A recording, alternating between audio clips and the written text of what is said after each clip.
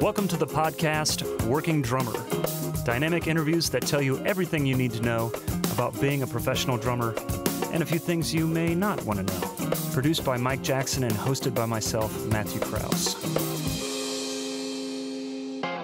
I have guys, adult guys, that come and study with me periodically. And the main thing they say to me is, I want to learn how to read music. And although I'm absolutely willing to teach them, and I will teach them, what they have to understand is where their ability level is as a player and where their ability level is as somebody who can read, write, transcribe music. As a beginner and as an advanced player, they're worlds apart. And you have to be patient to learn the process. They want to be able to dissect what they're playing, like immediately. Well, look, man, it's mathematics. It's musical math. It's a language. You have to learn the language, and you've got to learn how the bar divides up. It was interesting that you used that word. It's musical math. Yeah. Yeah. That's why those charts existed, and I may even still have them around this house somewhere. But the whole reason that I have books and books and books of all the artists that I've worked with over the years. Oh, I can't and all get the rid of mine. charts. It's so much work. Well, and you know what? These days, Matt, I'm not connected to any one particular artist all the time. I have a few different artists that I work with a few times a year. And I always use a click, and I always have my chart. Yeah. And I keep my ears wide open. Right. And if I know how the song starts, how the song ends, and what the feel and tempo is, and listen, I'm not a tempo memorizer. I've seen some posts lately that I think are very, awesome. If somebody can memorize exactly, every tempo on the click and be able to say, oh, well, that's exactly 92, man, more power to you. I guess it's like having perfect pitch, having perfect tempo. Or relative tempo. Or relative tempo. I mean, I can give you that. I say, well, I think it's somewhere around 78. Well, it's 76. Right. Okay, I was close. With the different artists that I work with, if I look at a chart and it says 92, I got to hit 92 on the metronome. I see. Because I am, first of all, if I can remember the song in the instant that we didn't have rehearsal and we're on stage in front of 10,000 people to play it, I'll be lucky. You know what I'm saying? I always refer, now, all right, kids, don't give me any emails.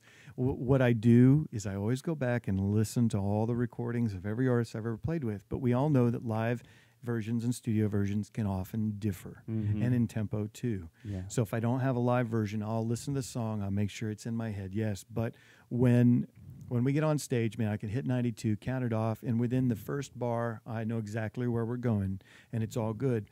But there's a lot of music floating around, because every day I'm very fortunate to be able to play on a variety of recordings. Fortunately, that's my world, and I'm very, very thankful. Take nothing for granted.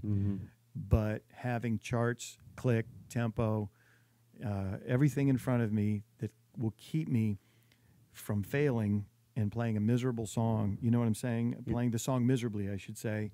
You got to be in the moment. You've got to be in the moment, right there with and I song, want to make sure, sure. that the song is well performed, and like we went back and said, I'm a perfectionist. I want to make sure that when I got done playing the song, that my artist is as comfortable, the artist I'm working for is as comfortable on stage as they've ever been. And if I'm subbing for a friend of mine for an artist gig because he's either out doing something else or he's sick or whatever, and I need to go, and I'm subbing 2 or 3 dates, I want that artist to be in front of those 10,000 people performing and not know the difference. Right. It's not my gig. I'm covering the gig for this guy, and I'm even going to play the fills like he played them.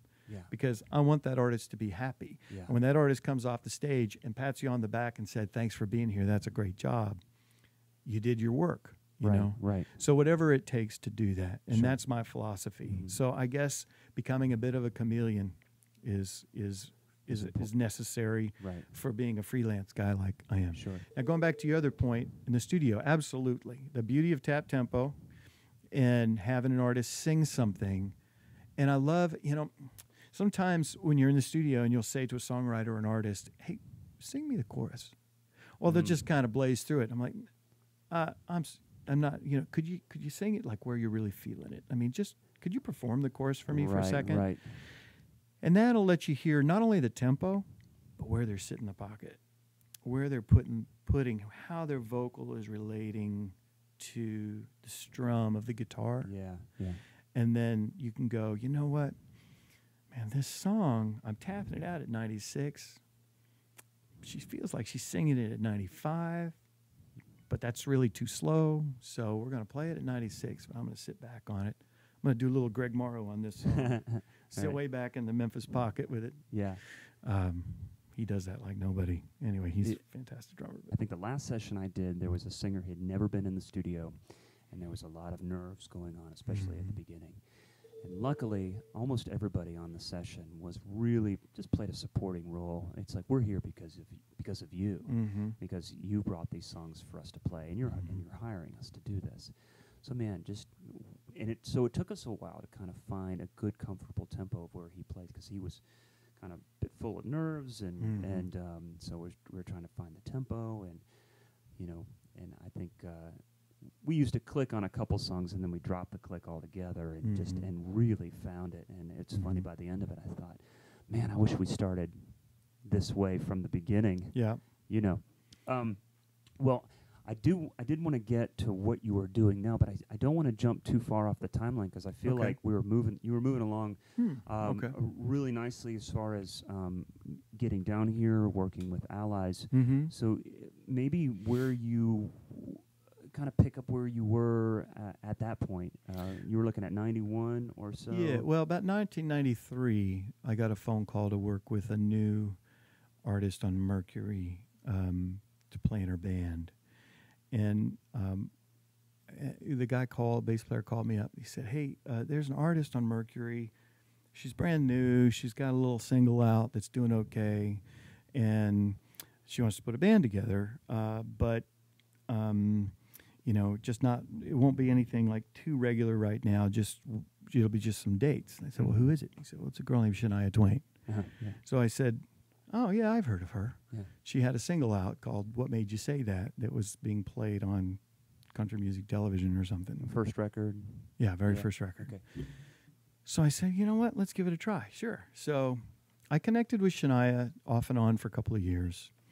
And about that point, then I moved on with a couple other country artists because Shania was taking time off. At that point, we were doing some gigs, but she had met Mutt Lange, and they were cultivating a relationship, personal and working, and then obviously went on to be married for quite some time. Right.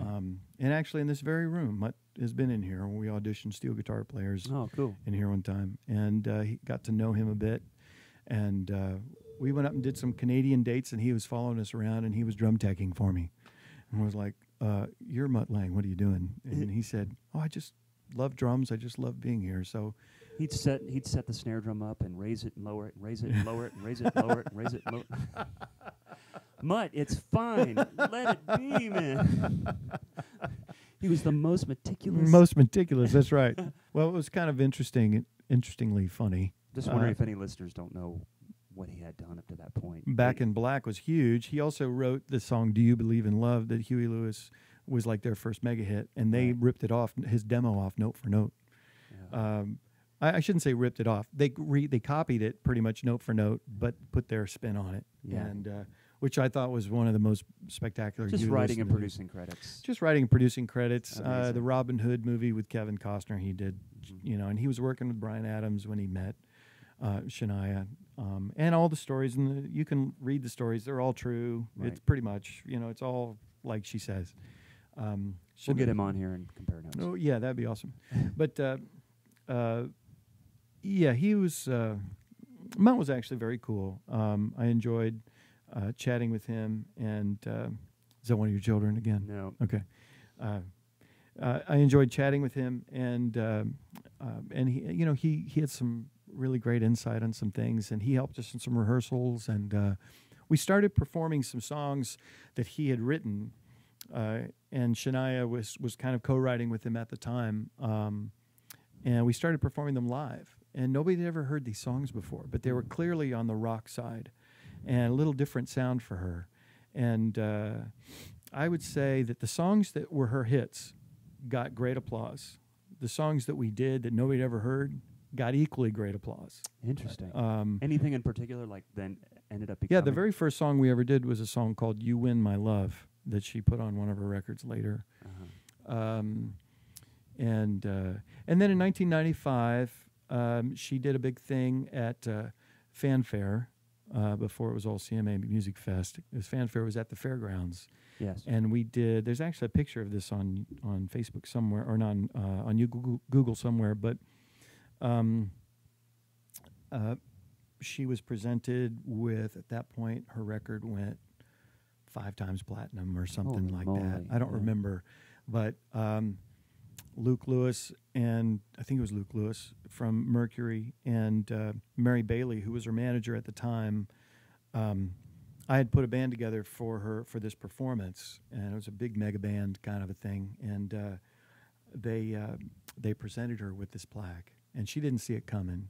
And so we performed some songs, and Mutt was there, and that was a lot of fun. But that really was the last time I'd worked with her, because she went on a radio tour at that point, and then I went off to tour with Peter Frampton. Yeah. And about the time that she was ready to put a new band together, 96, 97, I was already committed, and J.D. Blair ended up, doing the gig and did a great job. And J.D. called me a couple times, and we chatted, and I think I got him hooked up with Yamaha maybe at the time. I don't recall exactly, but I know that he was maybe talking to them, and maybe I, just kind of gave him some insight on the products or something.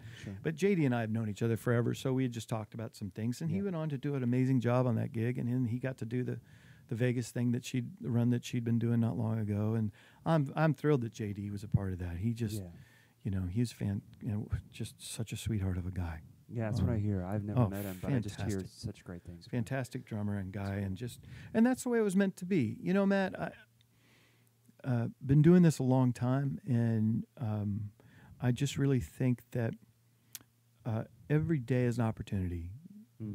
Every day is an opportunity to make music, to play the drums, to do something that we love to do. Right. Even if I had to go be a greeter at Walmart or something, it's okay.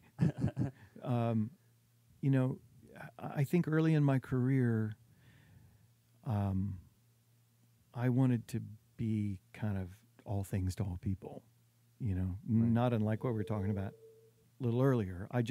I wanted to be the guy that made the mega mark on the town. Yeah. And, can you explore that just a little bit?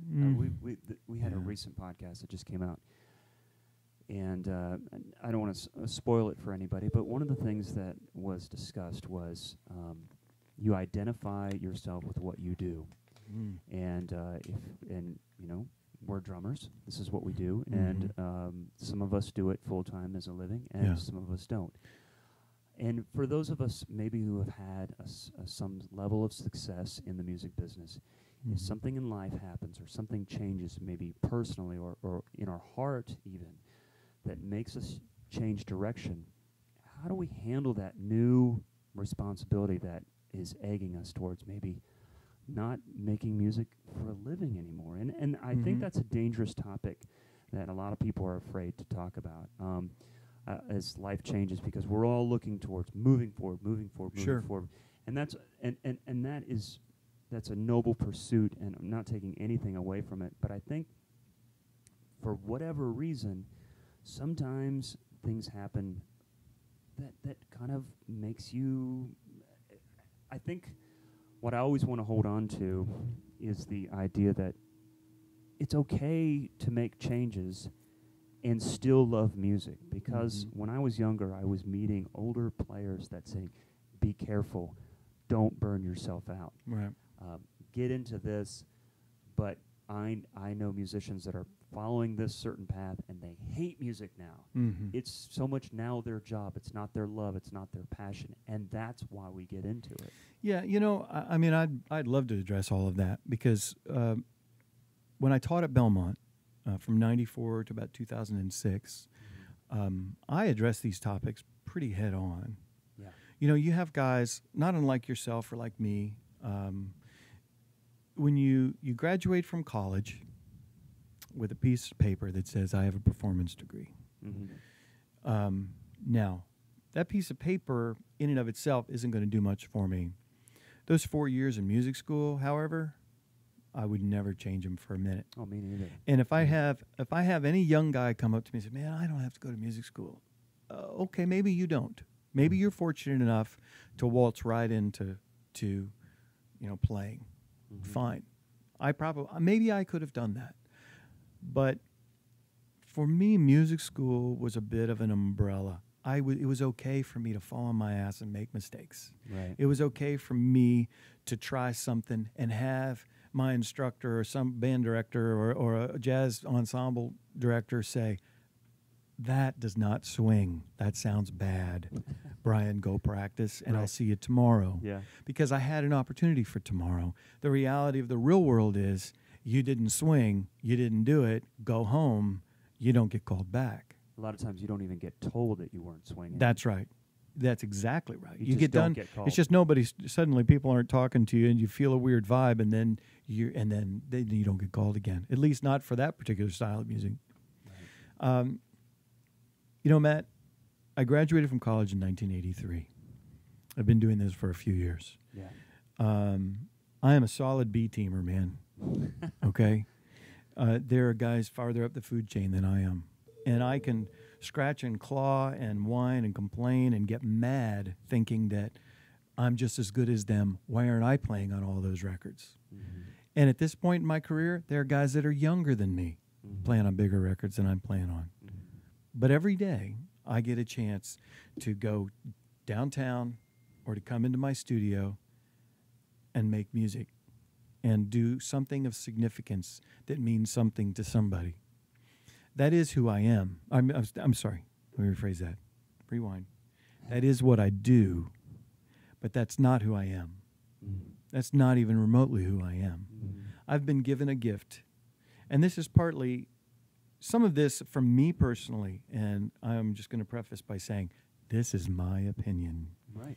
This is my growth experience. Everybody's experience is a little different, and their concepts are a little different. But who I am as a person, I'm somebody who's been given some talent and creativity in the music world. I knew that I was going to be a musician from a very early age. I don't think I even had much say in the matter. But if I had to sell everything today, yes, it would be like losing a very, very close friend. But does it define me? No, it doesn't. Right. Now, people equate me with, Brian Fullen, the drummer. Okay, fine. And it is what I do. It's a service that I provide for people, and it's also very spiritually satisfying for me on a variety of levels. But man, it's not who I am. Who I am is somebody that loves their kids, wants to provide a great house for them, and it doesn't have to be $1 million mansion.